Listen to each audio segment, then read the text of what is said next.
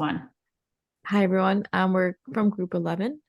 So the first article is on the evaluation of breast cancer risk associated with tea consumptions by menopausal and estrogen receptor status among Chinese women in Hong Kong. So the first question is, what's the sample size of the study? So the sample size of the study in the beginning was 767 eligible cases and 792 eligible controls that were recruited. At the end of the study, however, there were 756 breast cancer cases and 789 controls who actually completed the information on tea consumption.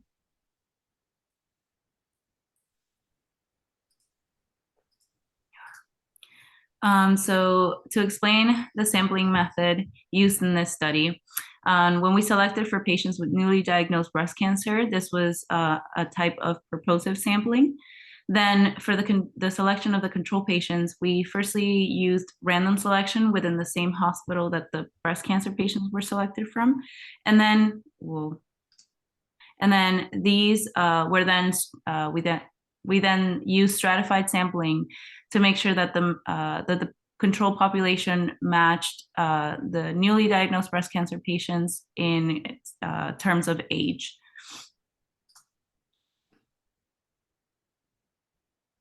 So there are limitations of this study. So the tea consumption was assessed post-cancer diagnosis, which may be sensitive to recall bias. In addition, the use of controls from a purely hospital-based population is not reflective of the general population because of the dietary restrictions due to other diseases. And the results and magnitude associations of this article are significantly smaller and can't be compared to the entire population. So maybe a larger sample size with a wider range of study subjects is needed to fully assess these associations. Okay, so moving to question number 4, explain whether type 1, type 2, and power were discussed in this article. So this study did not discuss about type 1 error. However, it implicitly mentioned about type 2 error. So the researchers concluded that the sample size was small, thereby yielding a limited power, and in turn an increase in type 2 error. So this means the study will be unable to detect true associations between T types and breast cancer etiologies. All right, question 5 is asking us that in table 1 to describe the tests used to compare the continuous data. So in table 1, it describes the distribution of selected breast cancer risk factors and breast cancer cases and controls participating in the Hong Kong breast cancer case control study. T-test and chi-square tests were used to compare the distribution of basic characteristics in cases and controls for categorical and continuous variables, respectively.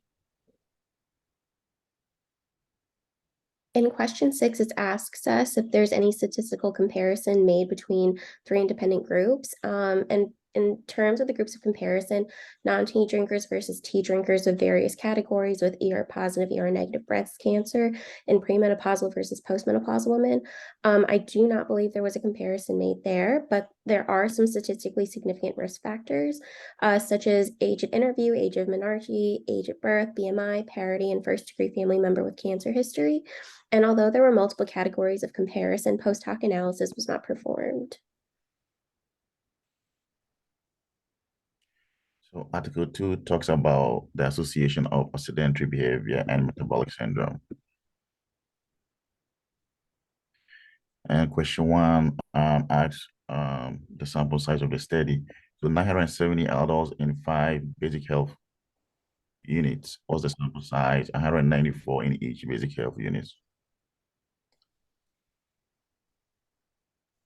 The second question, again, asks us to explain the sampling methods that were used in the study. In this study, we used a multi-stage sampling. So to select the city in particular that was going to be the base for the study, it was a cluster sample. Why does that keep happening? The cluster sample.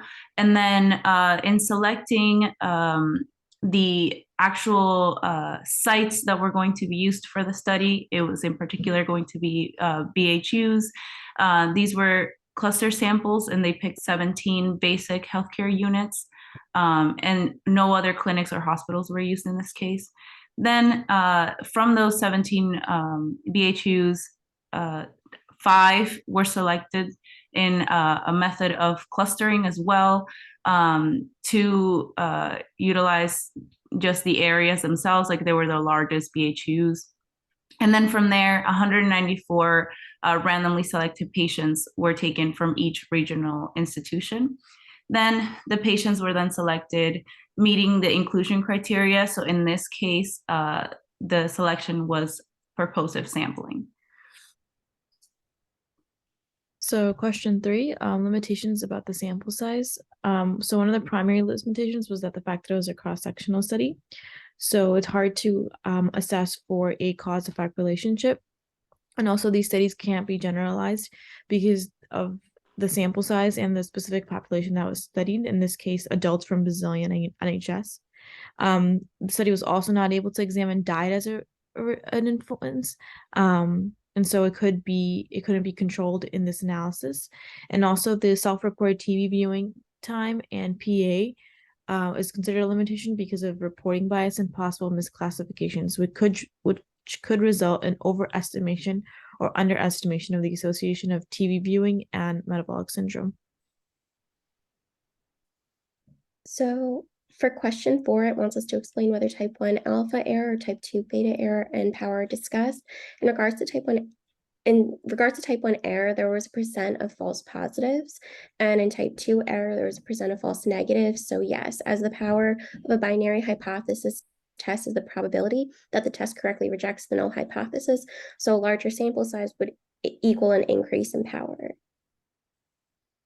Okay, so for question 5, they are asking about table 1. Describe what type of test was used to compare the continuous data. So the one-way ANOVA test was utilized in this case, which describes the association between the continuous data, the means and the standard deviations, and the different groups of television viewing, low, moderate, and high. So the purpose of this data is to determine whether or not there are any statistically significant differences between the means of 2 or more independent groups.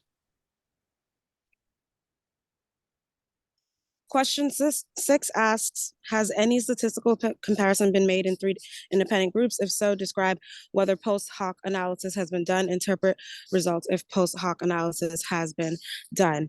So here the groups of comparison are television viewing, low, moderate, high, versus numerical and categorical variables.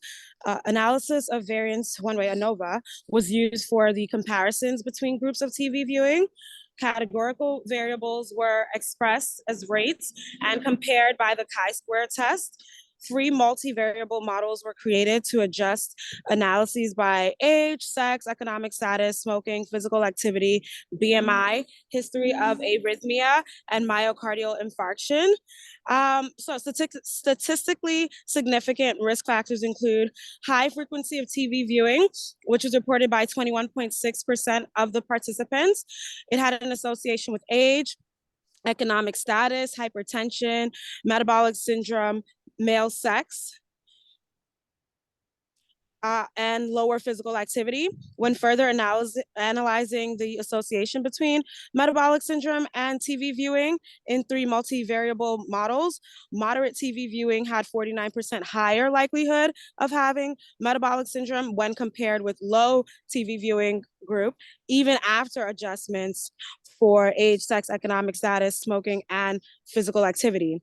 Regarding the group reporting high exposure to TV viewing, the occurrence of metabolic syndrome was 77% higher when compared to low TV viewing, even after the adjustments for age, sex, economic status, smoking, physical activity, BMI, history of arrhythmia, and history of myocardial infarction were made. So although there were multiple categories of comparison, a post hoc analysis was not performed among television viewers and those with metabolic syndrome. The present study provides evidence that TV viewing is associated with metabolic syndrome independent of potential confounders, including physical activity. This association seems to be stronger in physically inactive people as well as people with low economic status. Thank you.